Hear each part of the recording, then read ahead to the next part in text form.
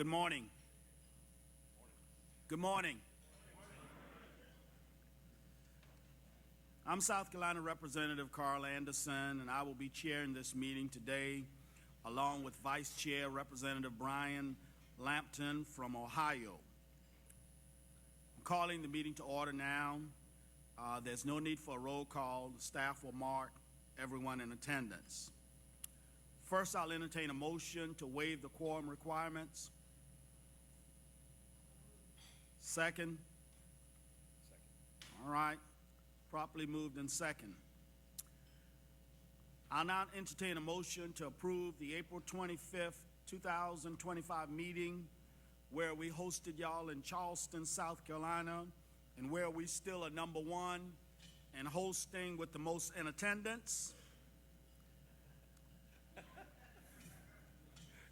Do I hear a motion? Do I hear a motion? All right. Do I get a second? All right. Now, you know, y'all are being selfish because I was being selfish. But the truth be told, we are number one in hosting with the most people in Charleston, South Carolina, right? Oh, that's because we haven't been okay on the other side of the water yet. Well, I just want to tell y'all, when the meeting is in Michigan, don't show up.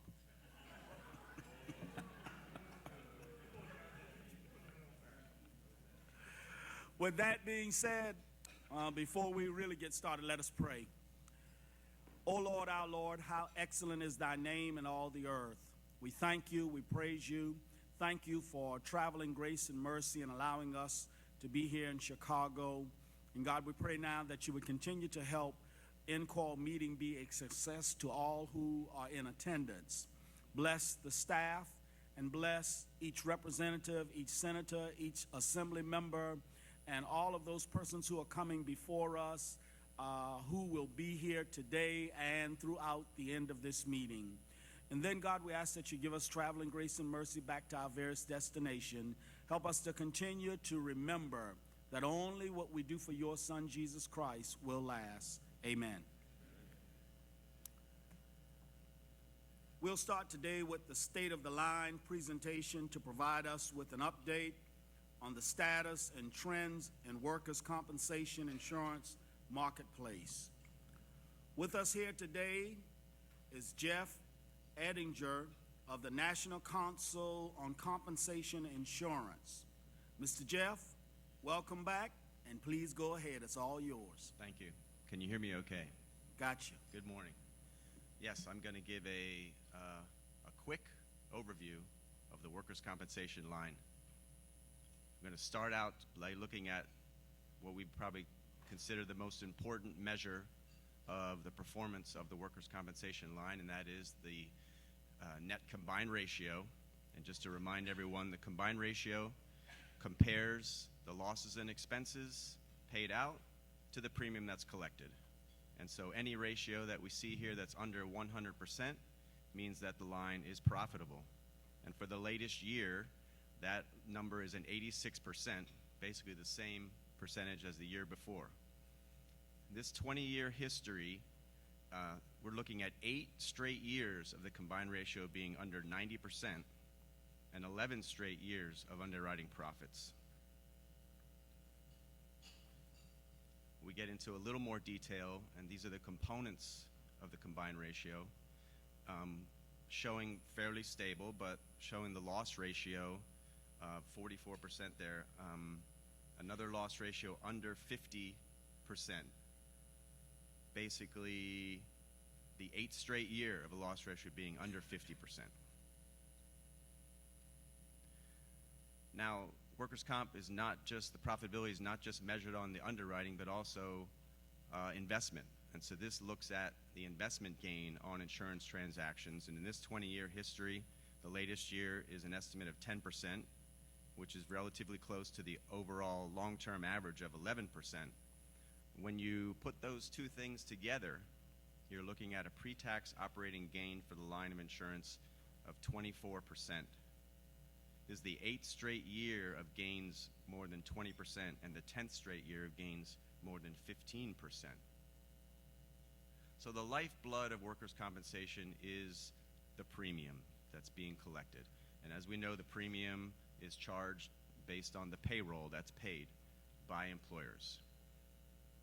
So we're looking at the 20 years of premium here, and in blue we have what we call the private carriers, and in orange the state funds.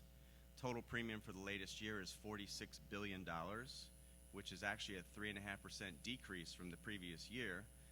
But the other thing you'll notice is look back at this 20-year history in 2004. Basically, the level of premium looks almost identical over this 20-year period. And we're going to talk about why is that. We have two offsetting factors in workers' compensation. Payrolls are always going up, but the loss costs have been going down. And those things have caused the premium collected to be very stable over this period.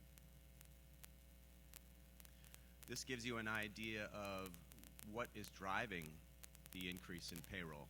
Most of it is increases in wages. A small piece of it is also an increase in employment for the latest year. You can see that the wage rates going up pretty consistently across these classifications, while employment, there's a little bit more variation. This just visually shows you, the offsetting that's happening. Payroll up 6.5%, but loss costs and other things coming down almost 9%. So what this shows is for NCCI states, and we file in 38 of the states, the loss cost level for our latest round of filings is an overall decrease of 6%. Now that's compared to about a decrease of about 9% the previous year.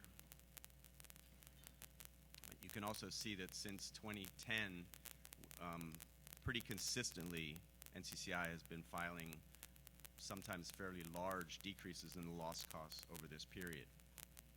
This just gives you an idea for all the states that we file. The range, we had a state with a 13.2% decrease and a state with a 6.5% increase, and everything else in between. The other thing we like to look at when we look at premium is premium in the residual market, which is where risks cannot find coverage in the voluntary market, they go to the residual market. But you can see here that the size of the residual market has been falling. It's right now about $700 million, which is basically the same as it was last year. And that constitutes to about a 5% market share.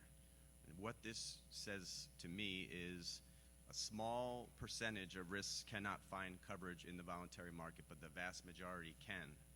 And that's an indicator of a healthy workers' compensation system. Now we talk about the other side, the loss drivers. I'll talk about what I call severity, which is the average cost per claim.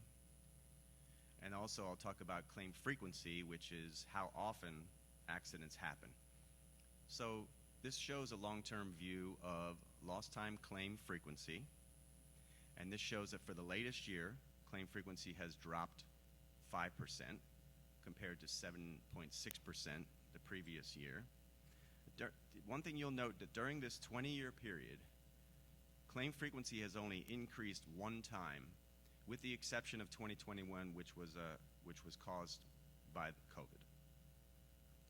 And so this is one of the major factors that is driving the good experience in the workers' compensation system, and that is fewer injuries, fewer claims. Then we talk about claim severity, which is the average cost per claim, and this is the indemnity or the wage replacement portion of those benefits. And in the latest year, you see an increase in indemnity of 6%. Again, indemnity payments are tied to wages. So for the latest year, I mentioned that wages are up, and so are the average indemnity payment because of that. Now, over this period, though, wages have far outpaced indemnity claim severity. So over this 20-year period, wages are up 94%, but the average indemnity costs only went up 69%. For the latest period, though, pretty much been moving in tandem. So for the latest 5 years, both of them are up about 20%. So really kind of moving together. Then on the medical side, we also see an increase in the medical average cost of 6% compared to 2.3% the year before. Now, a lot of things, impact the average cost of medical, and don't let this slide scare you. I'm not going to go into each of these individual things. I just thought it was a cool picture. But the major two things on here are price and utilization. So, for example, physician payments per claim, costs went up by 7%.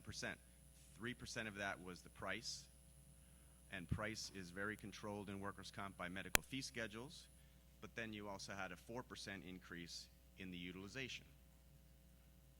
Just a little behind the scenes there. So when you put those two things together, the indemnity and the medical, again, we're looking at a 6% increase for the latest year.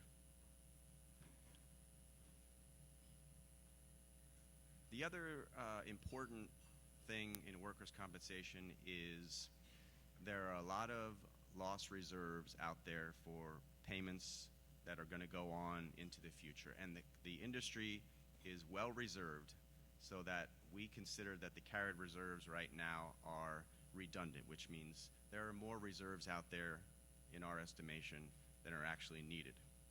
And we're estimating in the latest year about 14% of the carried reserves are redundant. For the first time in 2024, that redundancy decreased a little bit, but the industry is well positioned to pay future claims.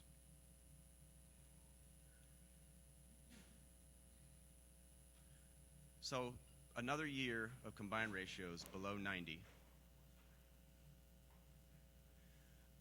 and the reserve adequacy remains very strong. So what is NCCI watching? We're watching the economy, which has been a little bumpy for the first half of the year, let's say. And then we're also looking for what I call disruptive legislative actions. So, and don't know exactly what that might be, but any legislation that could disrupt the system. Any healthcare changes that might bleed into the workers' compensation benefit structure. And of course, as I mentioned, the one big shining positive is that claim frequency, injuries are going down. And we're always watching for that reversal if that frequency trend ever went the other way. So that was quick, but I hope you'll take away that the industry is healthy, it's profitable, claim frequency is down, indemnity and medical severity, claim average cost per claim are up a little bit more than we've seen in recent years, but driven primarily by increased wages, which results in increase in wage replacement. Premium is fairly stable, and loss reserves are more than adequate at this point. So I will take any questions you have. Could you put back up on the screen what you just had on there? Yes, sir. Possible. Okay. Thank you, Mr. Jeff. We'll now open up this to the legislators. Are there any questions or comments?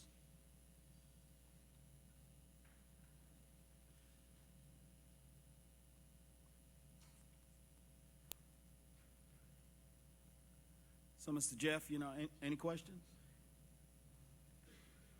Any comments? You did a good job, but we do have, we've been watching the WNBA, and I'm so glad that there's no workers' compensation for them. Watching Angel Reese and Caitlin Clark, who both cannot, play this week for whatever reason, but I'm just glad that there's no workers' comp. Now we will be, before we move forward, Vice Chair Representative Brian Lampton. He's got something to tell us.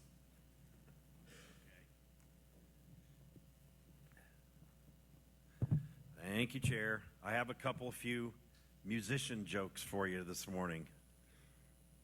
How do you get a trombone player off your porch? Pay him for the pizza. I'm a drummer, so I'm allowed to do this. What do you call a drummer who just broke up with his girlfriend? Homeless.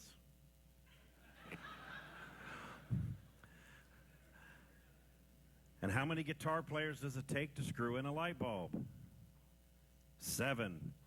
1 to hold the light bulb and 6 to drink until the room spins.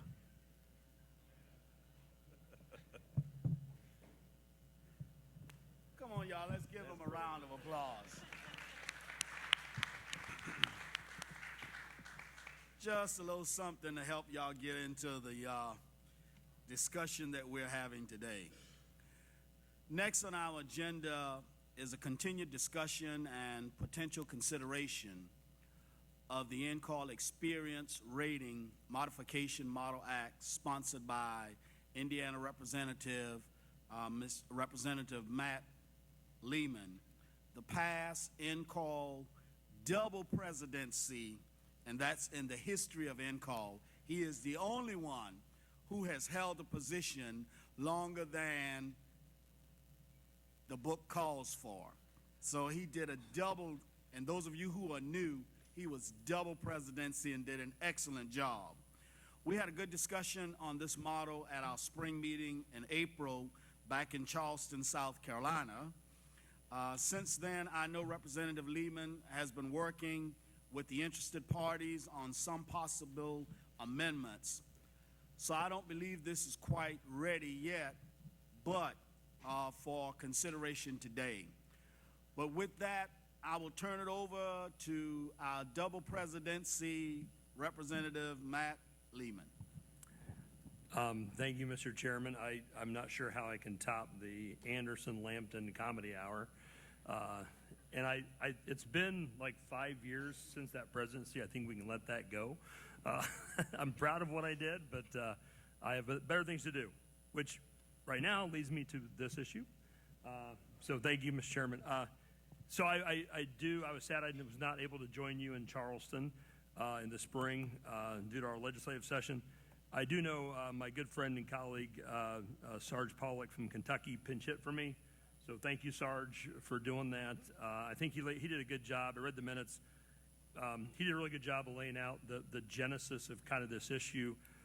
I think Tim Tucker from NCCI kind of laid out how the experience modification even works. So the genesis of this, as Sarge probably said, was it was a client that's not even my client, but came and said, I had this not at fault, hit my mod, and it ended up costing him about $30,000 more in premium because of that experience modification.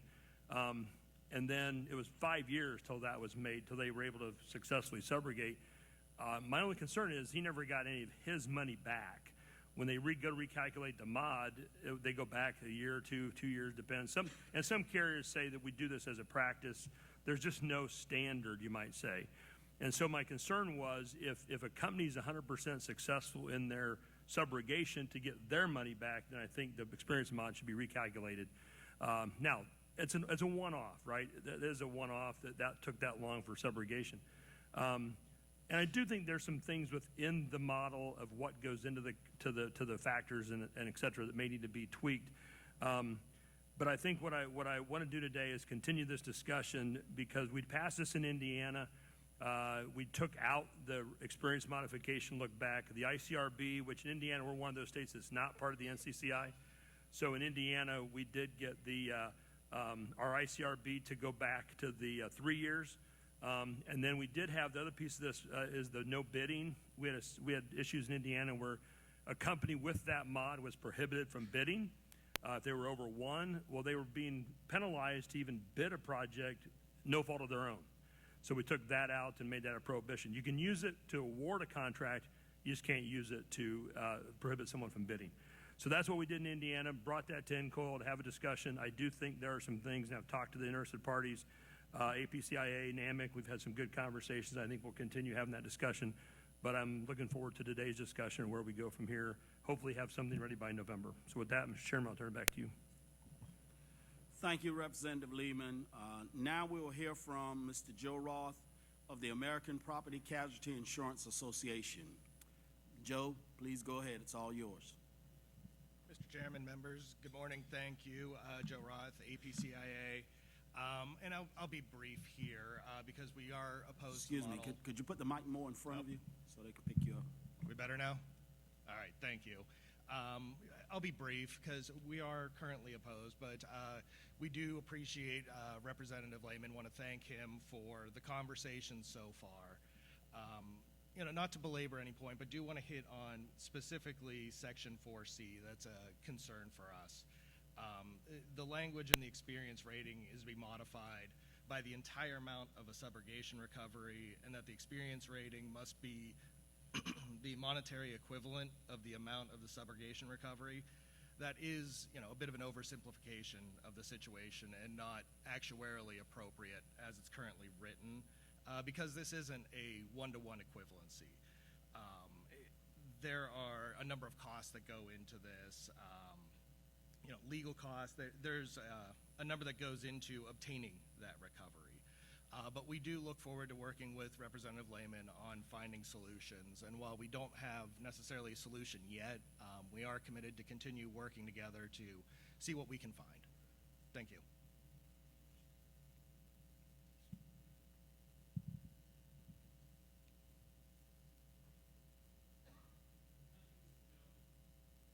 Thank you, Mr. Joe. We'll now hear from Mr. Paul Martin of the National Association of Mutual Insurance Companies. Go ahead, Mr. Paul. It's all yours. Chairman, members, thank you. Paul Martin, National Association of Mutual Insurance Companies. I will state up front, workers' comp is not my forte, and I'm not even finished my first Red Bull. So we'll see how this goes for me. Representative Lehman can grade my homework at the end of the day. We have two main concerns with this as drafted. The chilling effect it will have on subrogation and the interference in the relationships between business owners and contractors.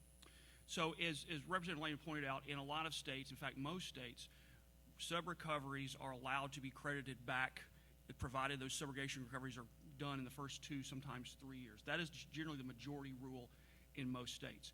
What this bill would do, if enacted, is that it would remove that 2-3 year, it may be so that subrogation recoveries 4, 5, 6, 10 years down the road would be used to refund, not only refund, not just refund, but the language in 4C that Joe alluded to would give a monetary benefit equivalent to the amount one company received as a result of the successful subrogation claim. So it's not just the additional money they received as had to pay for the modification. It's also the entire subrogation recovery. Now, that has a chilling effect on subrogation. Why would an insurance company subrogate if they have to turn around and hand all that money back to the policyholder? Because as written, that creates a windfall for the policyholder. It's not just getting their premium back, it's a windfall.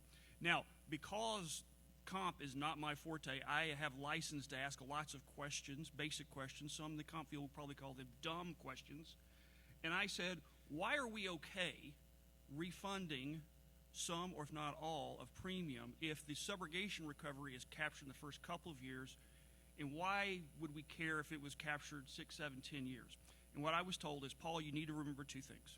First, the modification is done not to recoup the loss, but to reflect the risk that that particular employer presents to the entire pool. It is a future predictor of loss cost. It is not to recoup the losses you just paid for the claim. The second thing is that the actuaries tell us is that when you do that modification, if the sub-recovery is captured in the first 2, maybe 3 years, that in fact that modification is probably not an accurate indicator of future risk. Therefore, it is appropriate to refund some, if not all of that, back to the employer.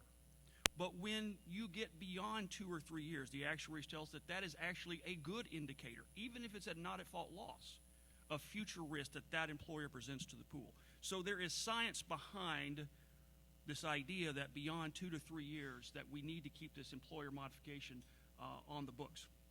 That's the main concern with Section 4. The other concern is with Section 3. and Representative Lehman, I read this. At first, I didn't understand it, and the more I read it, the more I didn't like it, and then the more I read it some more, and now I just have questions.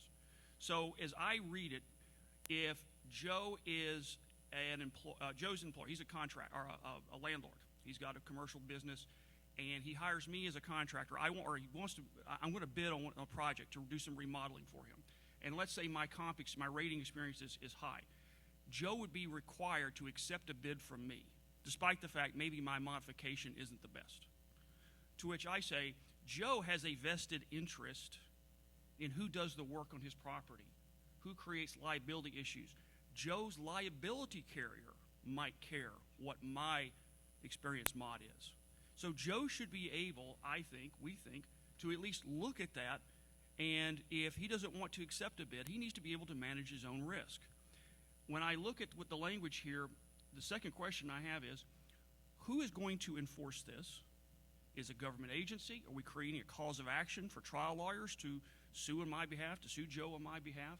How do you go about proving this? I mean, there's a lot of questions. That's why when I finally read it enough times, I just have more questions than I do concerns at this point. So, having said that, Representative Lehman may ask me, Paul, what would it take to get NAMIC to say this is a great bill, a perfect bill, a beautiful bill, and that everyone should vote for it? I have an idea, maybe. I am told that in some states, there is a provision that allows the employer to pursue that additional premium they pay for non-at-fault accidents against the tortfeasor, against the at-fault party, exclusive of whatever the comp carrier is doing in subrogation. We would encourage that perhaps we need to look at that as a pivot to give, in Representative Lehman's example, to give that employer an opportunity to go get that delta that they had to pay in addition, rather than having interference with subrogation. We just heard from the folks at NCCI, market's doing pretty good. I hope we don't do anything to screw that up. So, given that, I'll try to answer any questions.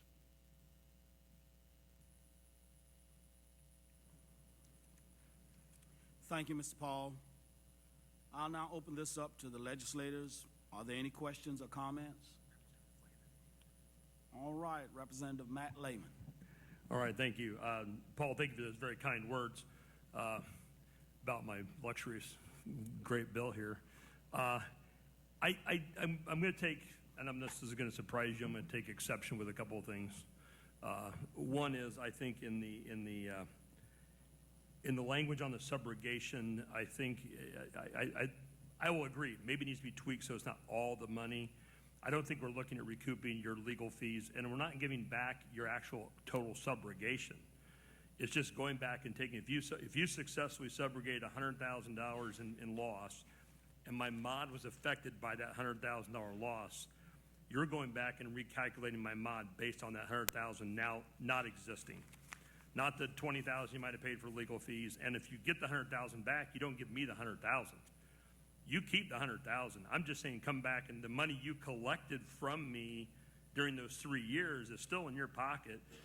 Give me back what you collected from me. You got all your money back. I want all my money back. That's kind of, maybe I'm making that too simple, but then I hear actuarially, it's a good indicator. I still have a struggle with how it's a good indicator if I have zero claims as the owner of this business. The only claim I have is a not at fault, in this case, an accident where someone ran a stop sign, hit the insured. If that's the only loss they have, then I guess how's the indicator that they're a bad risk, even if it takes 4 or 5 years to subrogate? Okay, no other claims. I've got great loss control. I follow every loss control recommendation. I struggle with how that is now a, quote, bad indicator. On Section 3, on accepting the bid, I think the issue there is, the reason that came out was this, is go back to this situation. If I'm a trucking company and I'm bidding a $1 million contract, and I'm sitting right now at a 0.95 mod, and now this hits my mod, I'm now 1.2, I'm prohibited from even bidding that contract. I may still be the best trucking company out there, but because of that not at fault loss, I'm out. Can't even bid. And you talk to some people who are taking these bids, and they say, well, we do it because we get too many people bidding. We're just trying to cut down the field of bidders. So my concern is, and this is where I think with NCCI, we've talked about this over the years even, is if I'm a sharp enough business, can I play the game of not turning that claim in? I got to report the loss. I just don't want you to pay for it, because I'd much rather pay that $100,000 loss out of my pocket and not hit my mod and now bid that $1 million contract. So I don't want to put something in place that allows an industry to game the system, you might say. And we saw this when the market was great. We saw people with high mods get a huge discount with experience credit. You know, like, so you got a 1.2 mod, we'll give you a 30% credit. Is that really affecting the experience? I mean, obviously the rates are great right now, right? So I do think there are some points that we need to look at and clarify. But I think the bottom line is, I still think, and that's what we did in Indiana, just to go back to 3. I'm okay with putting a time frame on this. But at the end of the day, I'm still trying to wrap my head around the fact that we don't want to. You do, because a lot of you do it already, but there's a lot of players out there who don't. And if I'm one of those carriers that does not recalculate that modification, they should, in my opinion. And so I'm willing to sit down with you guys and go through some of the nuances of this. On the bidding, it had nothing to you gave the example of, you know, he has a right to choose who he does do the work. I agree 100%. But can he prohibit you from even allowed to show up to bid because of your mod? I don't think so. So that's the issues, and I know we'll talk more about it, and hopefully we can have something by November that we can agree on. Thank you, Representative Lehman. Now we have a question from Senator Walker. Well, good morning. Thank you. So I think Representative Lehman's concern about the bid exclusion because of your mod is over a certain level, like it's 1.2. I think that's a bigger issue than the difference in your premium based on the mod. And the reason I say that is, it's my understanding, I wish Jeff was still at the table, but it's my understanding that NCCI, the way their formula works, claims are capped at a certain amount. I think it used to be $5,000 in calculating the mod, and it weights the mod more based on frequency than severity. So if you only have one claim, and even if it's a really big one, it's not going to dramatically impact your mod as much as having several small claims. But I think the exclusion from being able to do work is a serious problem in my state, and it seems unfair to me, like Representative Lehman said, if you're not at fault. And I wonder if the way to get at that, because I think that's the bigger issue, is to somehow get NCCI to calculate 2 mods, essentially, one for at-fault claims, and then one to exclude not-at-fault claims for bid purposes and doing business. And I don't know if that's how feasible that is, and Jeff could probably, the prior speaker could probably address that. I think he's right there. Mr. Chairman. Thank you, Senator. Mr. Jeff, if you don't mind, if you come back up and you can address.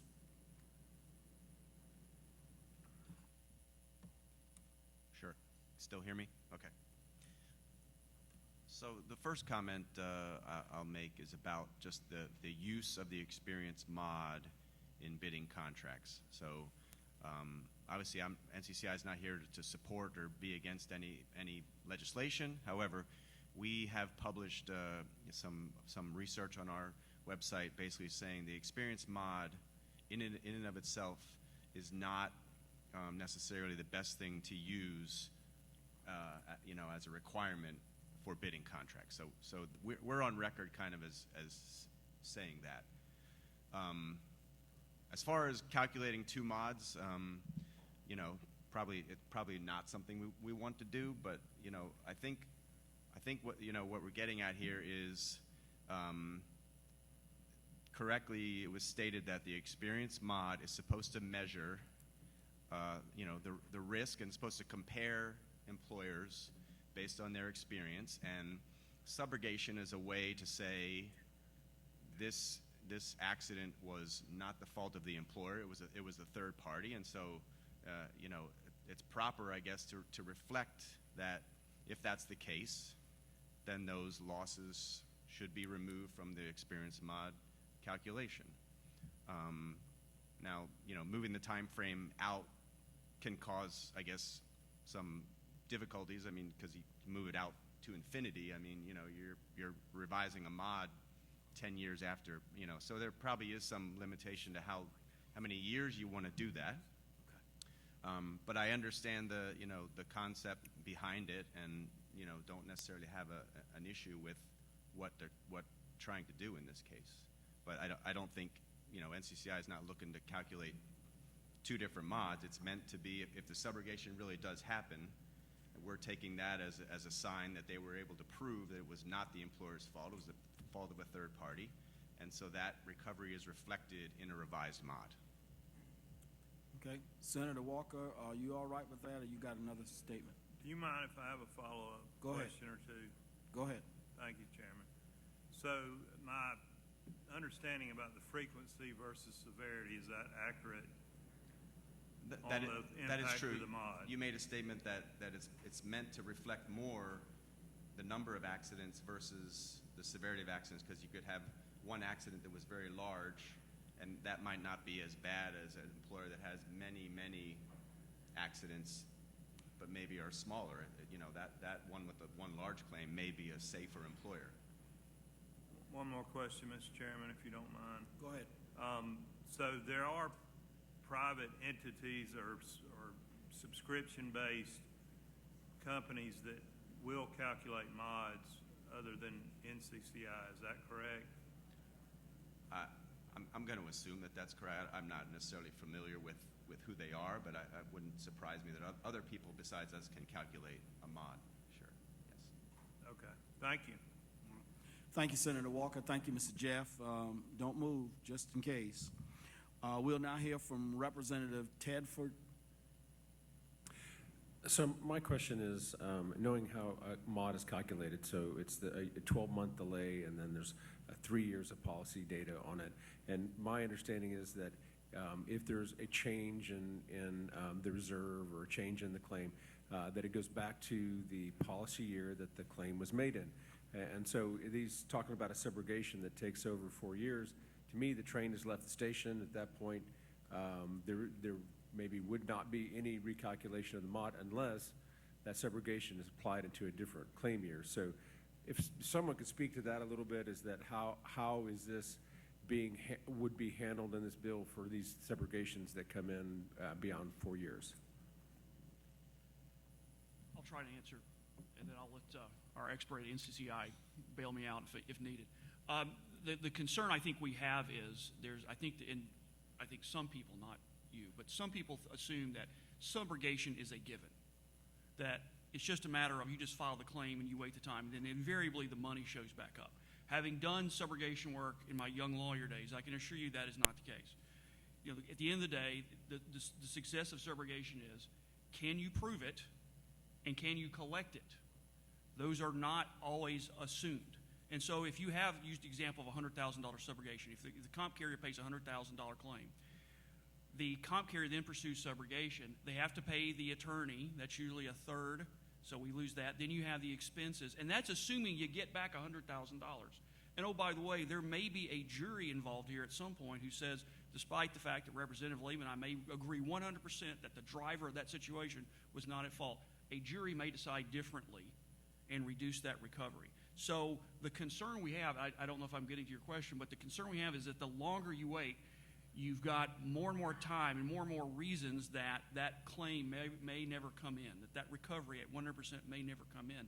And so what incentive does a workers' comp carrier have in that scenario if now I'm recovering some of this money, and then now I'm not recovering 100%, even if I get a full recovery because I've got to pay all these other people. Now I've got to take a chunk of that and refund it effectively back to the employer. What incentive do I have as a comp carrier to engage in subrogation?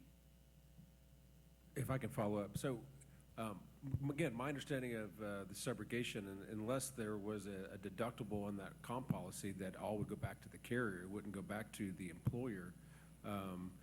on that recovery. Clarify that. Yeah, so for me, if you will. that is what this does in Section 4, is that if you have a sub-recovery, as written right now, not only do you get your premiums back, you get the entire recovery back, which is a windfall for the policyholder, right? And I don't think that was what was intended, but as written, the plain reading of that is the result. Yeah, and that wasn't necessarily the nature of my question was that under the mod, if the subrogation takes longer than 4 years, it doesn't have any effect over the mod, because the mod is now looking at policy years that are Could very newer well be. than that, and so it wouldn't have any effect.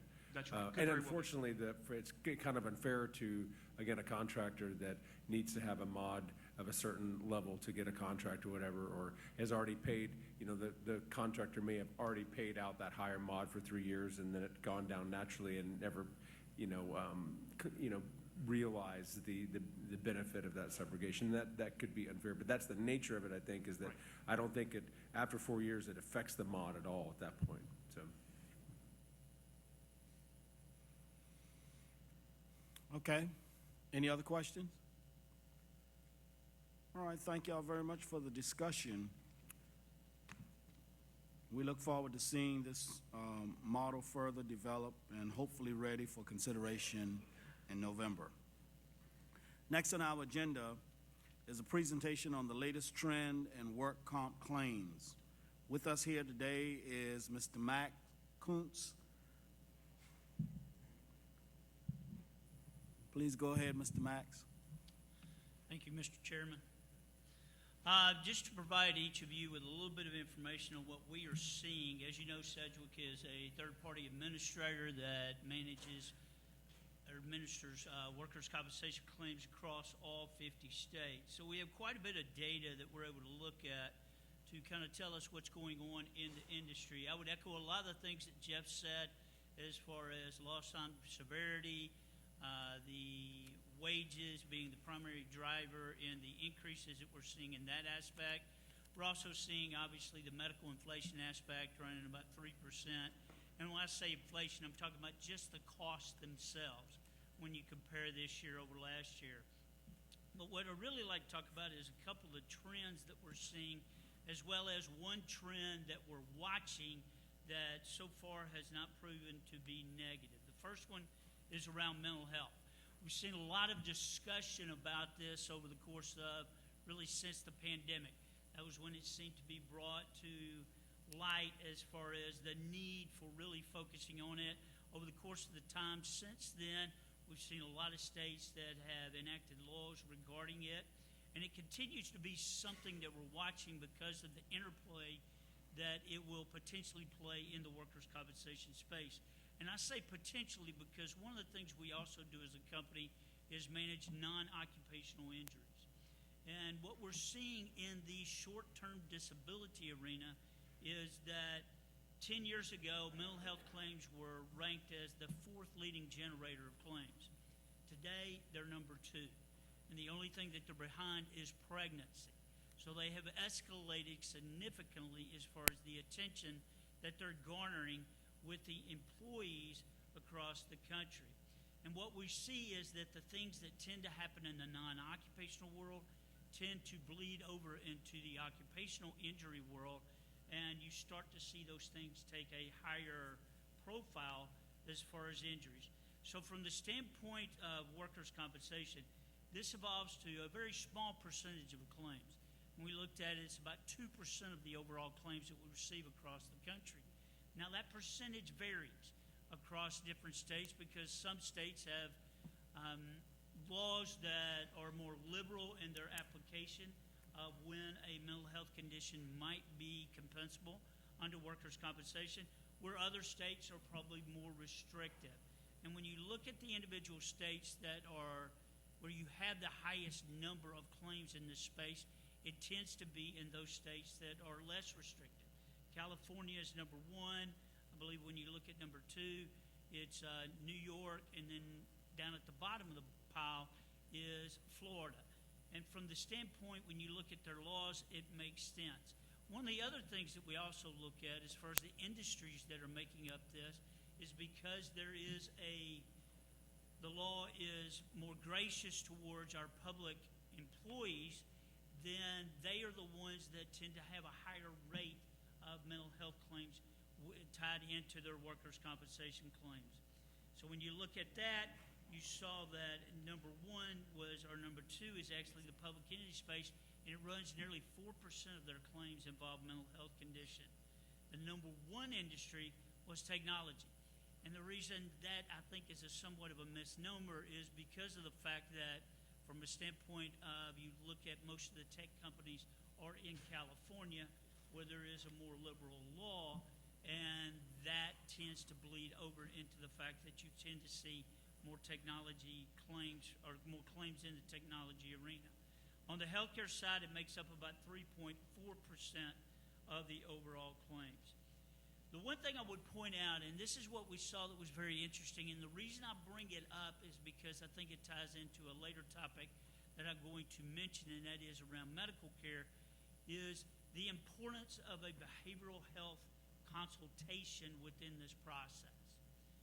So when we looked at our data, what you could clearly stood out that was if there was a mental health treatment, some type of behavioral health consultant, someone involved from that standpoint early in the process, within the first 90 days, it shortened the duration of the claim by 40% if they did not get treatment until after 90 days but before 180.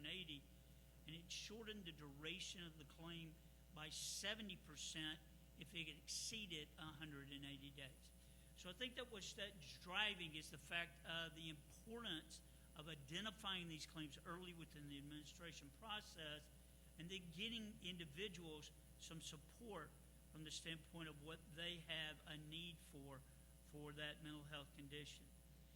The other trend that we're watching is around the aged workforce. And I use that in contrast to the aging workforce, which generally implies that we have people aging out of the workforce. But what we have is we're starting to see some definitive patterns around those that are 60 and older. When you look at from a claim standpoint, and I would imagine the NCCI data would back this up, and when you break the claims down by the age of the individual that is being injured, as Jeff referenced, it's basically flat last year. But in the 60 plus category, we saw a nearly 3% increase in frequency.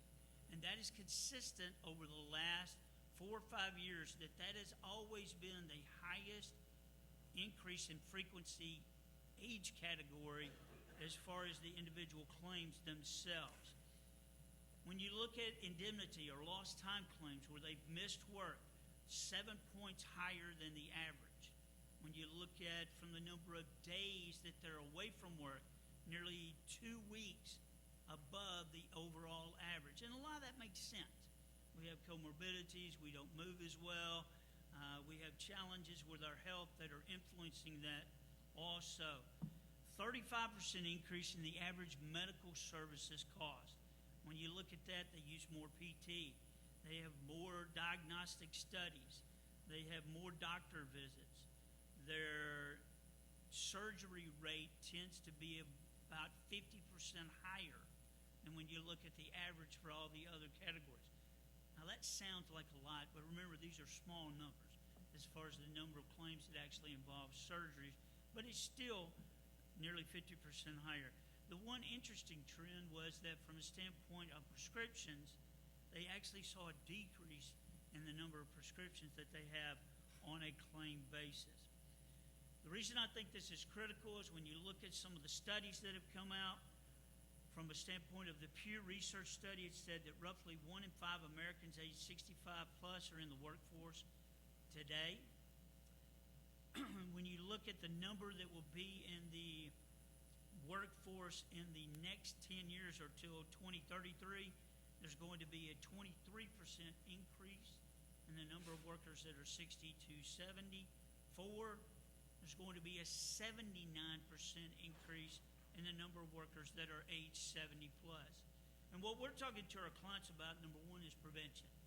Is it really goes into the point about workers' compensation, is the standpoint that you've got to have different preventative measures from the standpoint of risk avoidance with the older worker and make sure that you're focusing on that. And when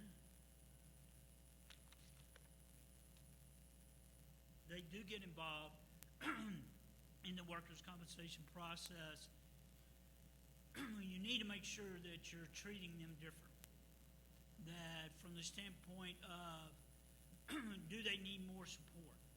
Do they need more guidance? Do they need different things that can help them get the best outcome in the workers' compensation claim? The third point that I would make is around medical treatment. Excuse me.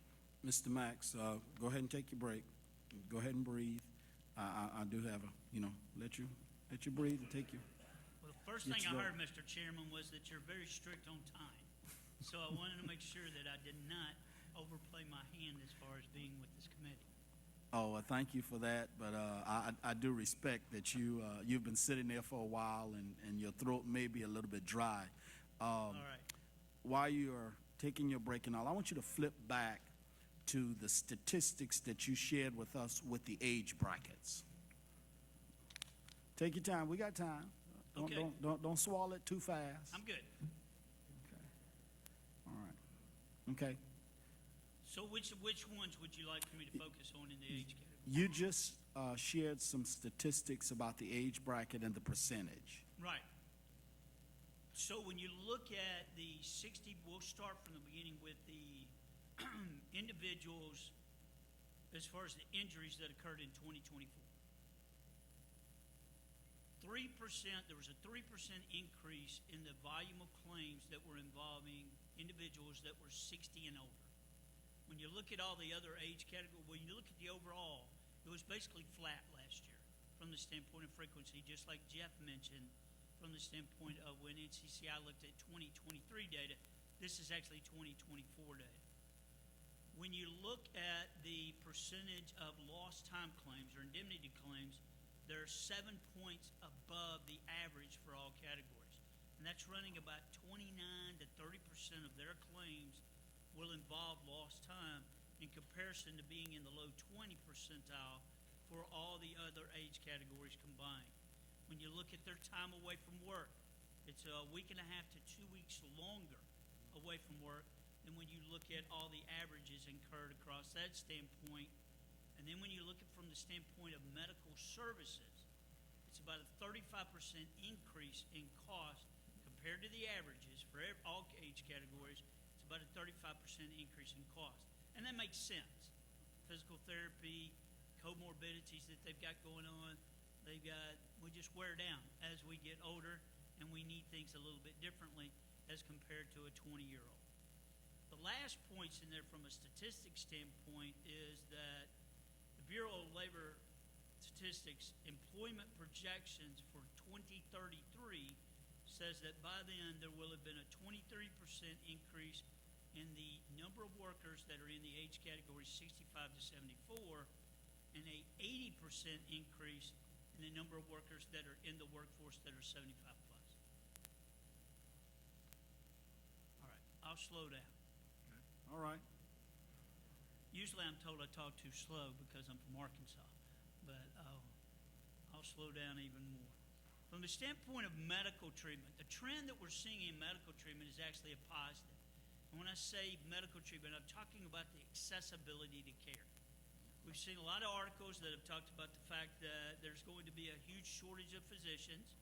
By the year 2036, the American Medical Colleges says that it's going to be 86,000. From the standpoint of nurses, we know that there's a shortage of nurses as far as they cannot keep up with demand.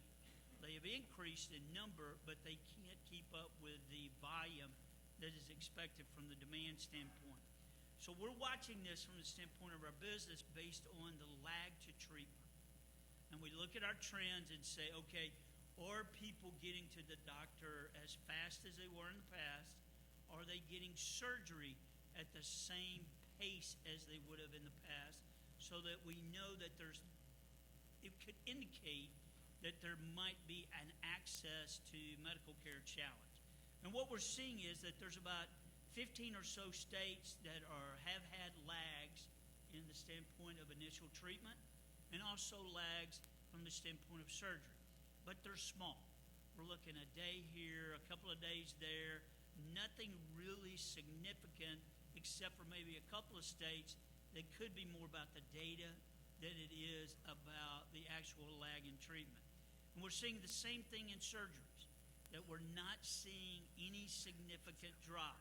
There's about 15 or so states that had a lag, but once again, it's a small period of time, a day or two here. But then the vast majority of the states have no lag in treatment. And this is something that we'll continue to watch because we understand the fact that if there is a lag, we need to make sure that our networks are there. We need to make sure that we've created the process for the injured worker to get to doctors that can provide them that access to care. But I do know something that all legislators are focused on as far as in all states is, do you need to increase individuals who can provide that access to care? And there's been some states that have expanded the use of nurses, allowed some states that have expanded the use of physician assistants, and different individuals that are engaged in the medical field. But right now, we're not seeing any lag in the medical treatment that would necessitate anything. Now, that's not saying that it's not coming, and it will be something that we continue to watch to make sure that we're ready for. So, that was it, Mr. Chairman. All right. Thank you, sir, Mr. Max. I'll now open this up for legislators. Are there any questions or comments?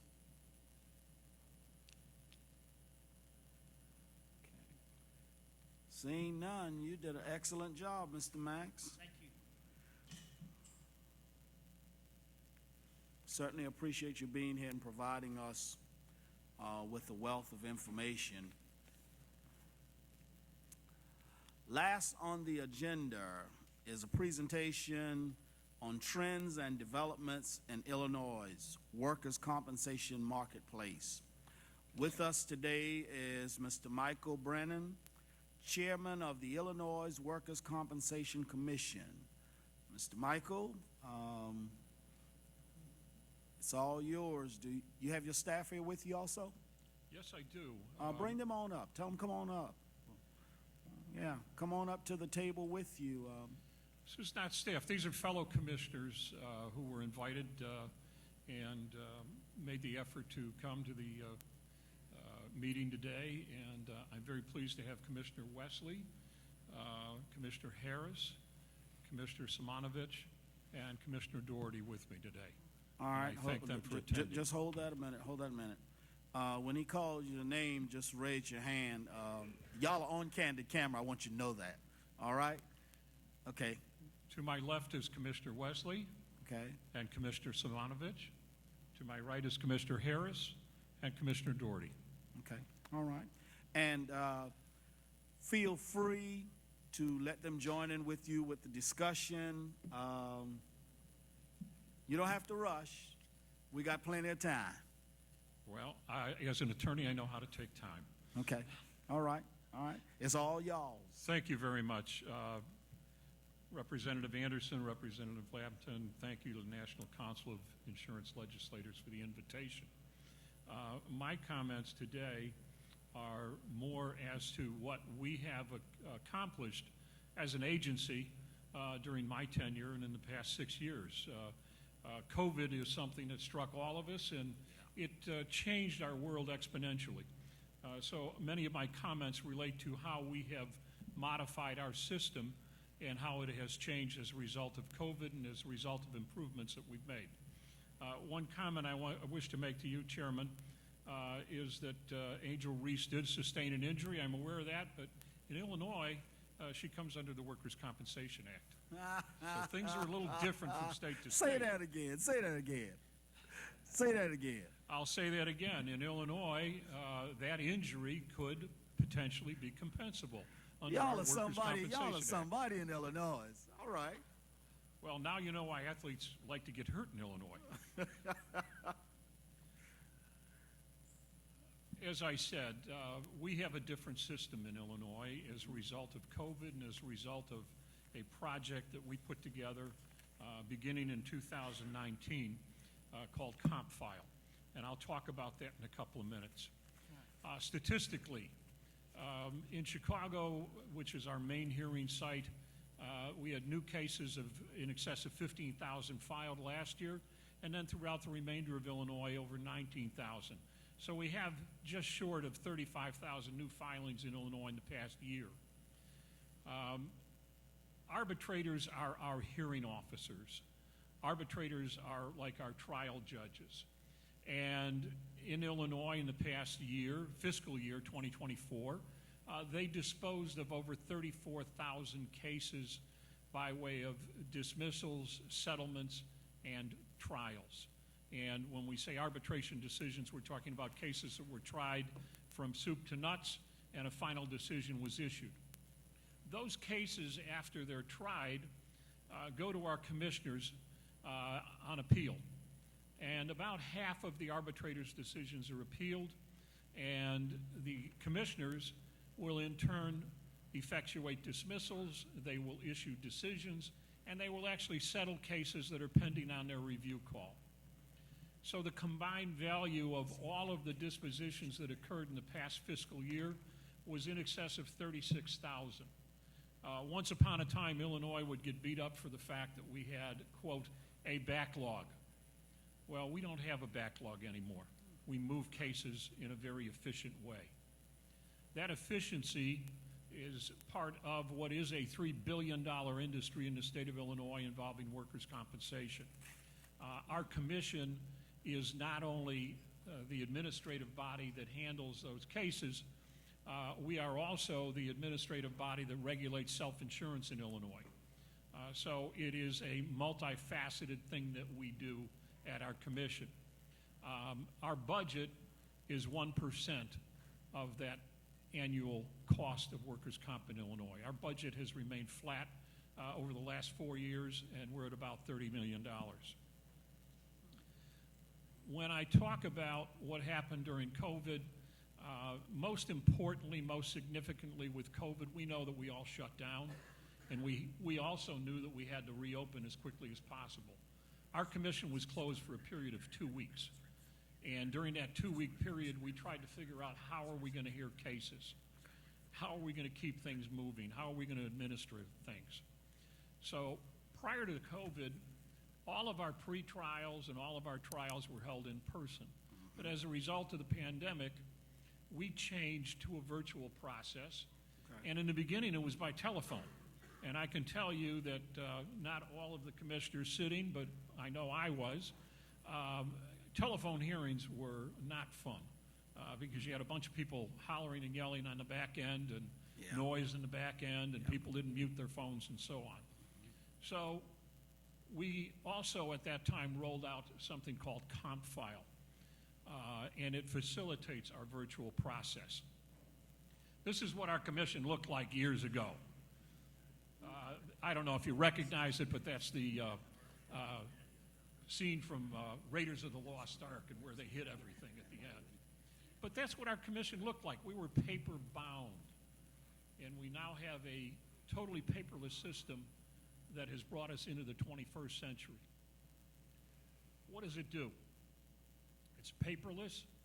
It is developed in partnership with Microsoft. We used an adaptable platform, and I say that for the legislators.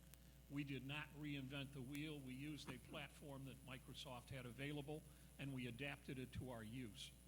And it is the system by which all of our external and internal users file documents. It is a system that stores all of our filings, all of our court system information, and all of our self-insurance information today. So what is it that we did? We created this system and rolled it out in April of 20, which was, as you may recall, about a month after COVID hit. And we had a great deal of difficulty with our bar because they said, we don't want this. We want everything on paper. And they were told we're going to do it anyway. So when we rolled it out, contrary to some of their wishes, it worked. And by June of 2020, everybody wanted to know when the rest of our system would go paperless. And in April of 21, we rolled out the remainder of our system as it related to filings at the commission and documents, court filings, and so on.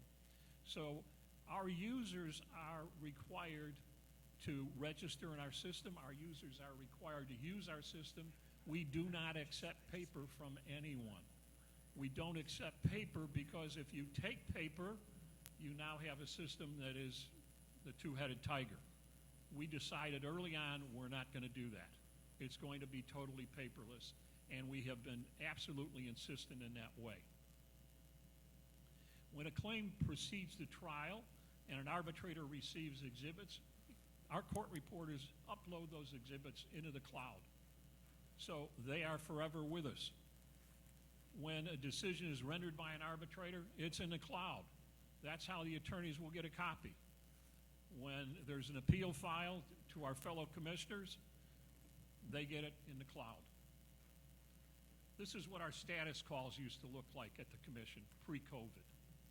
We'd have hundreds of people sitting in a room and doing outcry, much like being at the New York Stock Exchange in the old days when people would shout as to what they wanted, what dates they wanted. We don't have that anymore. We have an arbitrator that sits behind a console and regulates everything by way of WebEx. And I'm sure many of you use that platform in your systems. The arbitrator controls the proceeding, sequences the cases with CompFile, and no matter is set for trial unless we have a pretrial conference. In Illinois last year, we had 70,000 matters set for pretrial conferences. Did they all go ahead? The answer is no. But it made the parties talk to one another. And by talking to one another, they resolved issues. Our commissioners effectively use the same thing. I will speak a little bit about AI. I was on the train this morning on my way in reading an article about an attorney that got excoriated by a court judge here in Cook County for using AI and not checking whether or not that citation that they gave the court was correct. In fact, it was false. And the attorney is probably going to wind up paying some penalty for that. But we do not allow AI-type devices into our pretrials, into our status calls, or into our proceedings. Our pretrials and status calls are not recorded because they are to be somewhat contemporaneous. They are to be as free form as possible so that the attorneys or the parties can speak to the arbitrator or the commissioner in a free way without any possibility that something is going to be recorded and given out of context to a client. Our trials and our evidentiary proceedings are held in person, and they are recorded by a certified court reporter. That is the only methodology by which our system works. So I won't bore you with all the minutiae. It's in the slide, but how the arbitrators will set the matter for pretrial, how those pretrials proceed, and ultimately they result, as I've indicated, in a very significant number of cases being settled. Over 30,000 cases were settled last year in Illinois. I think that's an accomplishment because it means we got the parties together and moved the cases ahead. When cases cannot be settled, they are set for trial by the arbitrator. That hearing is held again, as I said, before a court reporter, and the evidence that is taken solely through that court reporter. I won't belabor the point, but we don't allow thumb drives, we don't allow discs, we don't take other media that we cannot use in our system. Hearings are held in one day. If you have a pretrial on a case that's up on a status call in the month of June, the case will not be tried until July. It gives everybody a chance to get their witnesses together and come before the arbitrator and get the case done, all in one day, if possible. My fellow commissioners sit here as the appeal board. Each of these commissioners is designated as a public member, an employee member, or an employer member, and we have some of each that are with us today. They are so designated by our statute, and they are so appointed by our governor in that capacity. And each commission panel that we have consists of an employee, an employer, and a public member. They will then, with original jurisdiction, determine the nature of the decision, final decision on the case, and they can affirm the arbitrator, they can modify the arbitrator's decision, or they can write their own original decision. We have 34 arbitrators in Illinois. As I've indicated, the majority are in Cook County.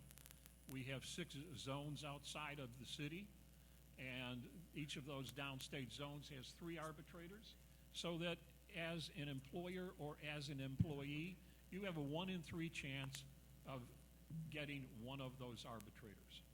I've indicated our 10 commissioners, myself as chair, and then 3 panels of 3.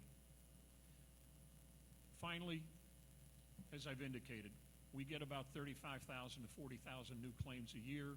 Our arbitrators are resolving cases, our commissioners are resolving cases, and that is our system as it is working today. It's quite a change. I open the floor for any questions, and I would invite my fellow commissioners to make any comment. I want to thank you, Mr. Chairman and commissioners, for being here, and we got some time, so I'm going to grant your commissioners to say who they are and, you know, what they are responsible for. Thank you. Okay. Lean in. Hi, my name is Amy Lee Hogan Simonovich. I am a commissioner. I have been about 2 years now, and I am the labor employee representative on my panel. Good morning. I am Rachel Wesley. I've been with the commission since 2020, first as an arbitrator and then appointed as a commissioner in 2024. It is my extreme pleasure to serve in that capacity, and I am a representative of the employee, and I'm glad because I, even as an arbitrator, try to always find for the petitioner. In rare cases, I would rule against the petitioner, since the Work Comp Act is for the petitioner. Chairman did such an excellent job. I don't really have anything to add. All right. But it's nice to be here today. Thank you. All right. Good morning. My name is Chris Harris. I have served at the commission first as an arbitrator in 2019, and then as a commissioner since 2021. I represent the employer, so I think I'm riding solo today. That's all right. This is our first time attending this conference, at least for some of my colleagues, and so it's very exciting to hear some of the topics that are being discussed and some new things to take away from this experience. Thank you very much for having us. Hi, good morning. I'm Carolyn Doherty, and I have been at the commission for a long time. First as an arbitrator as a staff attorney for 9 years, as an arbitrator for 10 years, and I've been a commissioner since 2021, I think. And I sit on a panel with Chris. Chris is the business representative. I'm the public representative. And then we also have an assigned labor representative on our panel who's not with us today. But again, this has been really enjoyable for us. We've never been before, so it's a great experience, and thank you for having us. All right, Mr. Chairman and Commissioners, thank you for being here with us today. Do any of the legislators have any questions or comments? Okay. Go ahead, Senator Woods.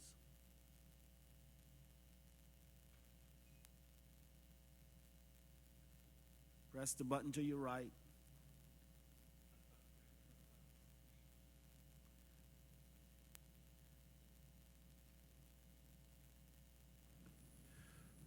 My question is, Mr. Chair, in New Mexico, where I come from, we have attorneys that represent the clients before the arbitrators or the judge.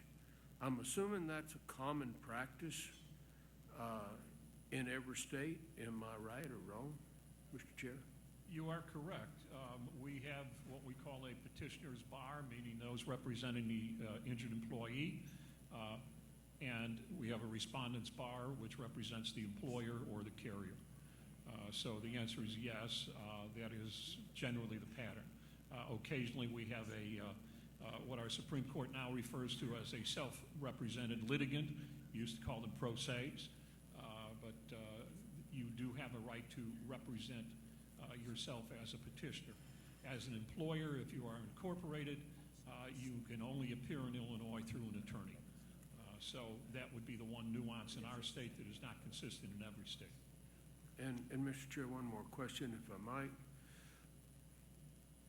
Does the legislature set the salary that those attorneys get, the one that represents By statute in Illinois, an attorney representing an injured worker is limited to 20% of the recovery up to maximums that they make in behalf of that injured worker.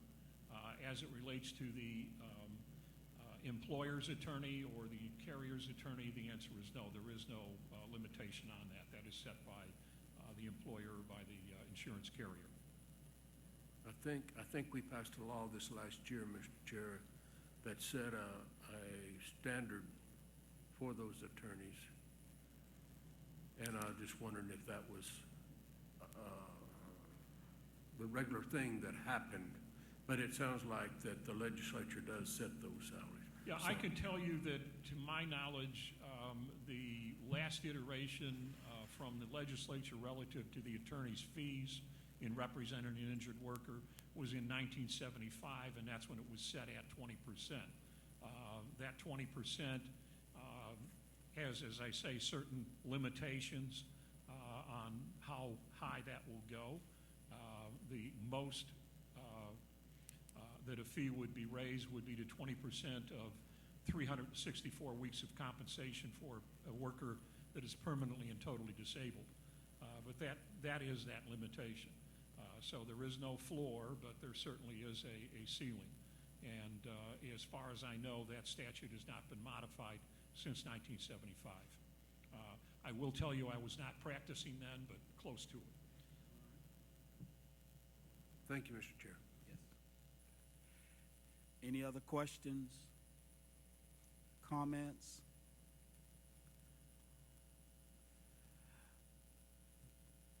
Again, thank you, Mr. Chairman and commissioners for being here with us today. And I want to thank everybody for their questions and comments today. And again, we really appreciate you being here, sharing and providing us with this information. I feel like everyone who has been a part of this today has gained a wealth of information on what you have done in Illinois over the last 5 years. And your statistic shows what will happen. And I'm sure that there are many of us that are going back to our states and ask them to watch this, because on the website, they will be able to hear and I believe see the presentation as far as what's on the screen. I don't think the persons will not be shown in they will? Okay, all right. Your faces will not be shown in the presentation, but we ask that you identified yourself, so you know it's all in the recording. So you will be a part of that in the records. But Illinois is doing a great job, and if I need to get hurt in any state, I think I need to come and be a part of Illinois. Well, I can tell you that I represented a trucking company years ago, and it seemed that many accidents occurred at mile marker 4 inside the state of Illinois. Okay, so I need to stay away from mile marker 4. All right, well, thank you again. I need to say this, I guess, because we are early, and you'll get to take, Madam Chair, do you want to start a little bit earlier?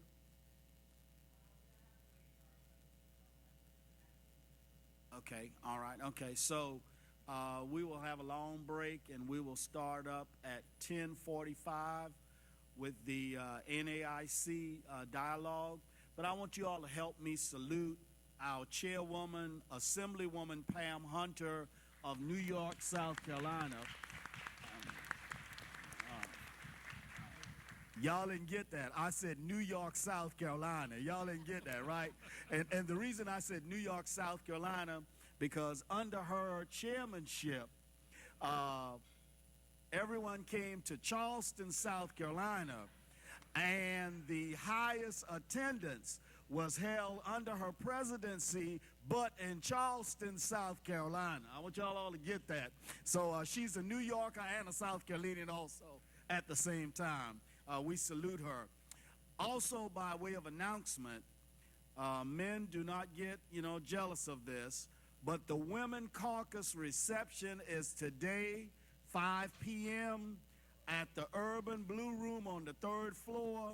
And not only are legislators that are females invited, but all women attendees are invited to this reception this evening. And so I guess, men, we will have to go someplace else. But all of you are invited to the reception at 5 p.m. this evening.